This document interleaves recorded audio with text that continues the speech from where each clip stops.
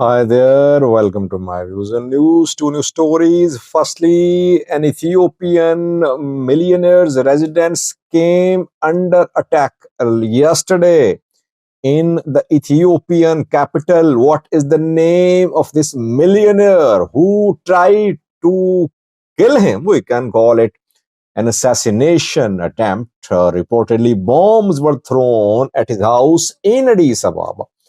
Secondly, Somalia has appointed new chief of the National Defense Force. SNA, Somali National Forces, have a new chief.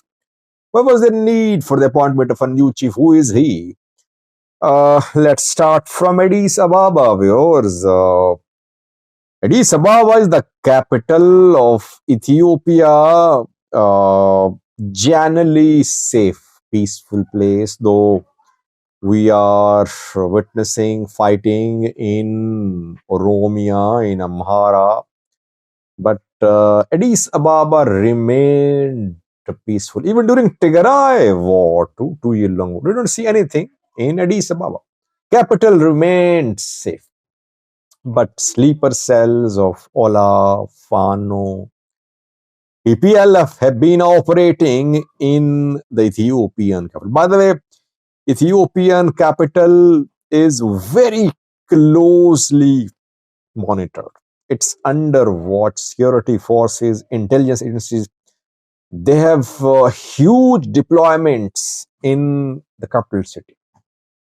Deployments are visible and deployments are secret. That I know because I talked to a few people who have been involved in planning the security arrangements in the capital, because there are fears definitely that Olaf and others could try to make a move towards Addis Ababa, or they could try to enter Addis Ababa secretly. They could try to sneak into Addis Ababa. That is why Addis Ababa is a very minutely monitored area in Ethiopia.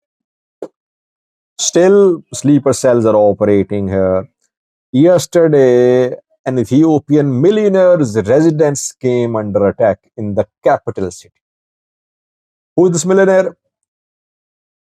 Bilane Kendi is his name. Bilane started his career as an importer and exporter. He used to export oil seeds. Then he entered transport sector, agricultural sector, hoteling. Now he has investment in several types of businesses. I have been seeing a campaign against Beline Kindi for the past few days. Especially profano sources have been accusing him of working in collaboration with PM Abiy's government to harass and detain Amhara investors. And some investors were arrested in recent days. Beline was accused of plotting the arrests of other businessmen. Beline is very close to PM Abiy, very close to the Prime Minister of Ethiopia's government. I think when PM Abiy published his book, he bought thousands of copies of this book. This is how these businessmen invest, and then they know how to get returns too. Billionaire's residence in Addis Ababa came under attack when unknown attackers threw hand grenades at his residence, reportedly. And the grenades could not reach inside the constructed area. They landed in parking lot, reportedly, and vehicles parked in the parking lot caught fire.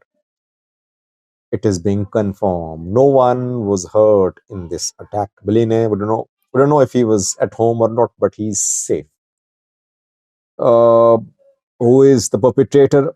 Definitely fingers will be pointed at Fano, because pro-Fano news sources have been accusing Beline Kindi of supporting the government in operation against Fano.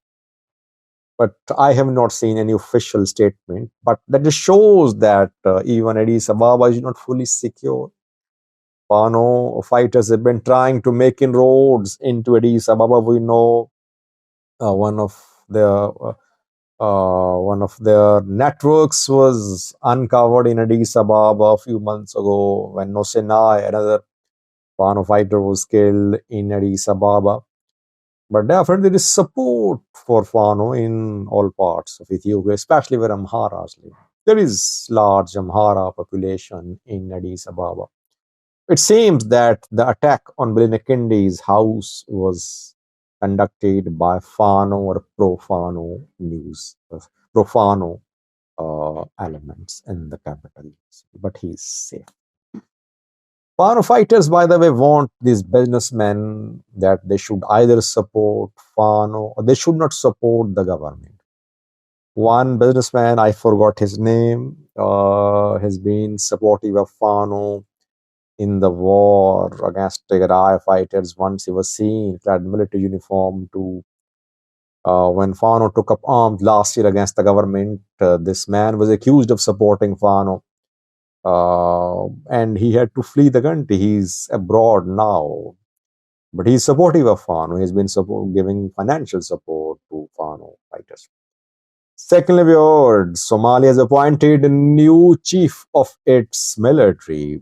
Last night, Hamza Abdi Bare held a meeting of the ministers, and the cabinet approved the appointment of the new chief of Somali National Army, General Yusuf, otherwise the name of the new chief. He is replacing General Ibrahim Sheikh. Ibrahim Sheikh took office as the chief of the military last year.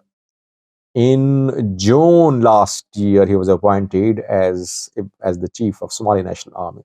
Hassan Sheikh appointed him. And Ibrahim Sheikh replaced Yusuf. Yusuf served from 2019 till 2023. Then in 2023, Ibrahim Sheikh came. Now, Yusuf is back. Yusuf is known for leading his forces from the front. His soldiers say that during an attack by Al-Shabaab a few years ago, he himself picked up AK-47 and led his soldiers. He's known for being very strict on Al-Shabaab, and people say that perhaps he's better in terms of organizing his forces, in terms of boosting the morale of his forces. That is why he's been chosen to lead Somalia's national army once again. I think Somalia's national army will have to make some big decisions in coming days, especially decisions internally, though external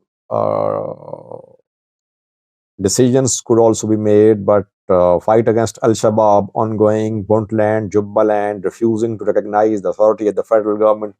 Federal government might consider the use of Somali National Army in Puntland and Jubaland.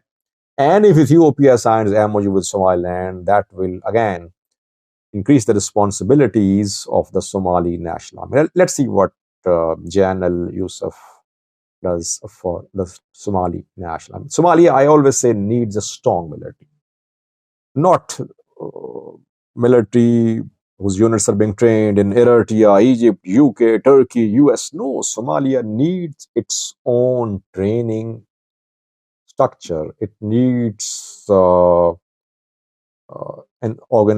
institution where soldiers from all parts of Somalia arrive and they turn into real Somali soldiers, keeping their ethnic, their clan loyalties aside. Somalia needs military free from ethnic influence, free from tribal influence, purely professional army, modern, armed, and trained internally. Because if you train your forces in different countries, it's always a challenge to bring them under one command. Let's see what General Yusuf does. Thank you for watching.